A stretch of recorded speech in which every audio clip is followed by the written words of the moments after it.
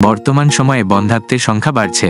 আধুনিক জীবনযাত্রা, বেশি বয়সে বিয়ে, অনিয়মিত খাওয়া দাওয়া ও মানসিক চাপ সন্তান জন্মদানের পথেও বাধা হয়ে দাঁড়াচ্ছে। মহিলা বা পুরুষ উভয়ের সন্তানহীনতার নেপথ্যেই রয়েছে বর্তমান জীবনযাত্রা। খাদ্যাভ্যাসের জটিলতা, মাত্রাতিরিক্ত শারীরিক মানসিক চাপ নেওয়া ও বন্ধ্যাত্ব সমস্যা বৃদ্ধি পাওয়ার একটি কারণ। কিছু নিয়ম মেনে চললে পুরুষের সুস্থ সবল প্রজনন ক্ষমতা বজায় থাকে।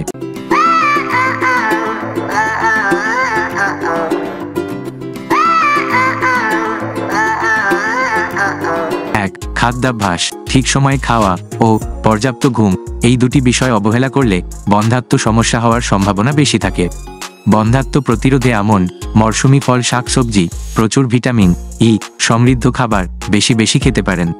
মৌসুমি ফলের অ্যান্টিঅক্সিড্যান্ট যেমন এই প্রতিবন্ধকতা কমায়, তেমনি দই, দুধ জাতীয় খাবারের ভিটামিন এই সমস্যা দূরীকরণে বিশেষ ভূমিকা পালন করে। 2.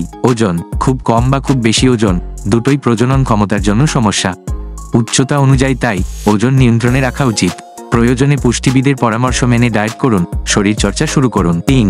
শরীরচর্চা। বন্ধ্যাত্ব থেকে মুক্ত থাকতে শরীরচর্চা বেশ কাজে দেয়, তাই ফিজিক্যাল ট্রেনারের সাহায্যে প্রয়োজনীয় ব্যায়াম করুন। সব সময় যে জিমে যেতেই হবে এমন নয়, বাড়িতেও করতে পারেন শারীরিক কসরত। 4. চিকিৎসা। বন্ধ্যাত্বের জন্য চিকিৎসকের পরামর্শ নেওয়া উচিত।